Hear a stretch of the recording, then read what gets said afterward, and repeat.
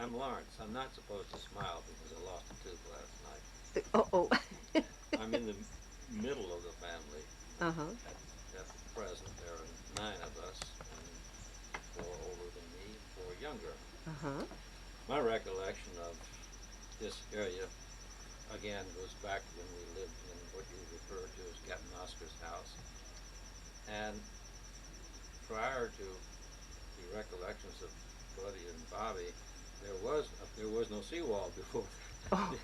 when I first remember it, and we used to go straight across the field.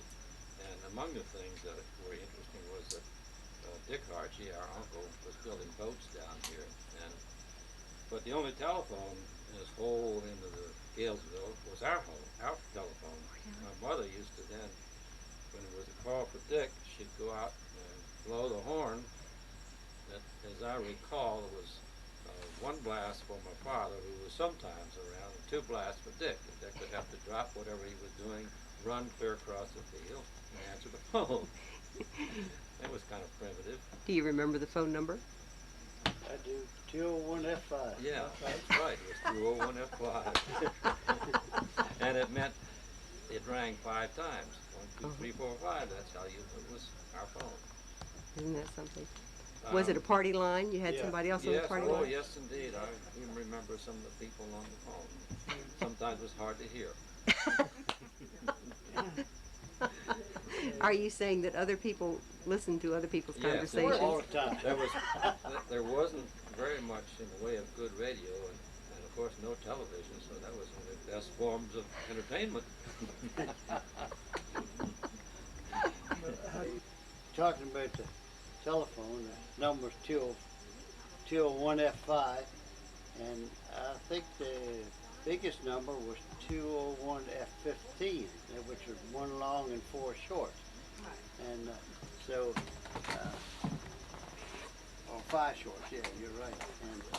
But I know there were so many on the party line that when everybody else picked it up and listened in, you could hardly hear the conversation. And when my oldest brother, Preston, was in the hospital in Baltimore, and we lost him in 1935. And we would get calls there, and I remember one time my father, who had a lot of couth to him and stuff, most of us were blown up, and they got a call and they were listening in. Everybody else wanted to hear what was happening to Preston. And Father could hardly hear, so he said, well, all you please get off the line, and if you want to, call up after I get through the conversation, and I'll be glad to tell you everything I didn't come over the phone. And we were talking about our cousin Louise, who had a kind of a high voice and stuff like that. Mm-hmm. And her husband Josh, who used to say one-liner, was always quick and very funny. And one day Uncle Edmund and I was walking by there, and Josh was pulling some rotten wood out of a windowsill on the cellar. And Edmund said, let's go in. I guarantee you he'll have something, if he's mad now, he'll have something funny to say. So we went there, and Edmund tried everywhere in the world to get him to say something, and he didn't come out, anything come out. And finally, I was petting a dog named Corky. And I said, Josh, pretty good dog, isn't he? I said, nice dog. He said, he's pretty good. He said, but he's broke up. I said, broke up? What did he do? Car hit him something? He said, no. He said, anything up. That was the conversation that he used to always have. Gosh, when the plane fell in our house during the World War II, and it's probably about 30 people over there when Josh and Louise come walking up, and she got almost up there, and Louise sang there, my God, that thing scared me so I'll never look the same. Josh looked right straight in the eye and said, Christ, I hope you don't.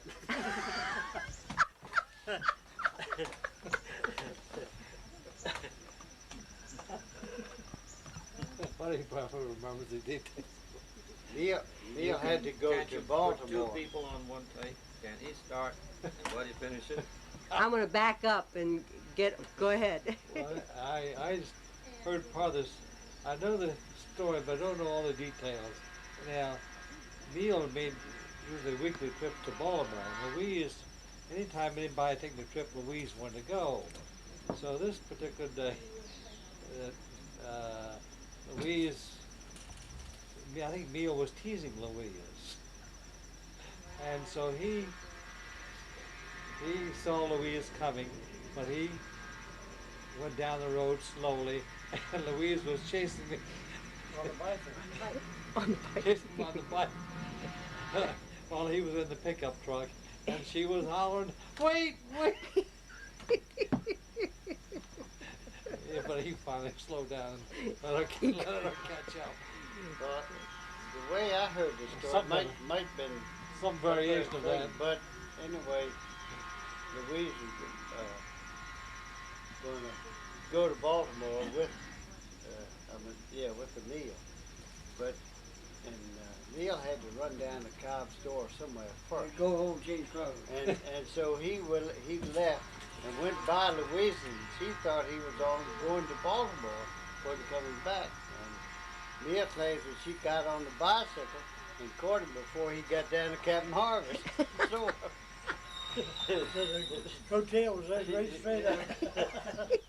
Any of those were possible. and a couple people were kidding him later. Louise, I think about it later, and saying that, well, she didn't need to ride. If she could ride a bike, she could go to Baltimore herself. But he was thick. I was like a little poodle dog following him around everywhere he went. I didn't think anybody in the world, and I think I turned it that my thoughts were right, that there was anyone greater than he was.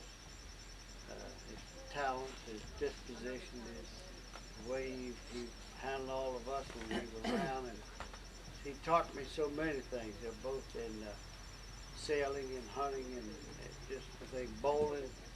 Anything he did, I wanted to do also, and I practically did all of them with sometime or another with him or in separately. I just thought he was the greatest thing that God ever put on earth. Yeah. I'm Irwood Hartge, or James Irwood Hartge. 17 years old, born March the 4th. In other words, 3/4/14 was the birth date. And as we were small, we used to come from home around here, especially in the summertime, and our two cousins were down for summer, George and Edgar Britt. We used to swim together and play around. And we get into something we weren't supposed to be getting into. Grandpa was spotted. Let that be! And we dropped and run like, you know. And of course, Grandpa used to tell a story about one time when children were playing around, an eagle lit on one of the piles on the pier out front here. Grandpa was more or less sick, and he was afraid an eagle would attack, and he came to the front door and leaned against the front door. The double-barrel 10-gauge shotgun and shot this eagle. And it was 8 foot from wingtip to wingtip.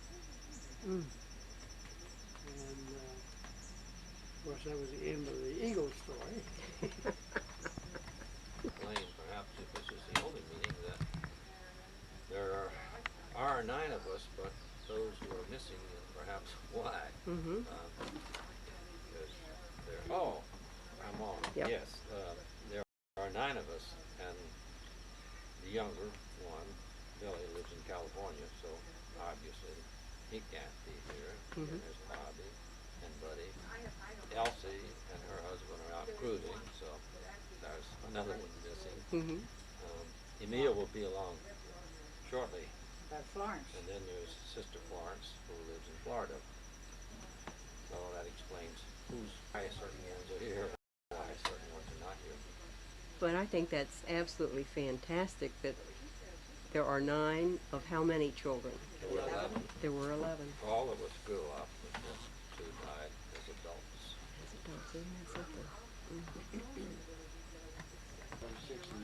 Oh, yeah, you're right. Can't find a clean one. They're all hated.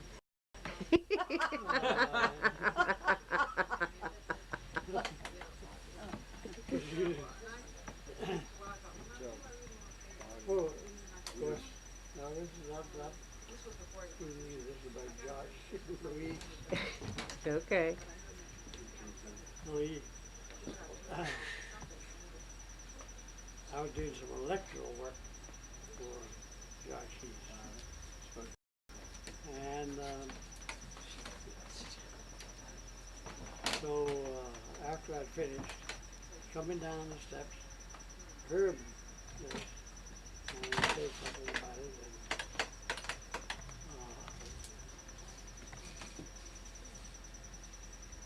and, Louise interrupted me. Josh says, "Well, David, woman, shut your damn mouth." She says, "Who in the hell do you think you're talking to?" He said, "Who, me? Well, who the hell do you think you are?" He said, "Who, me?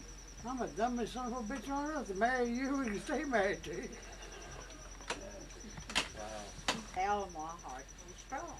Right. And I was married in 1925. We were married for 63 years before her died.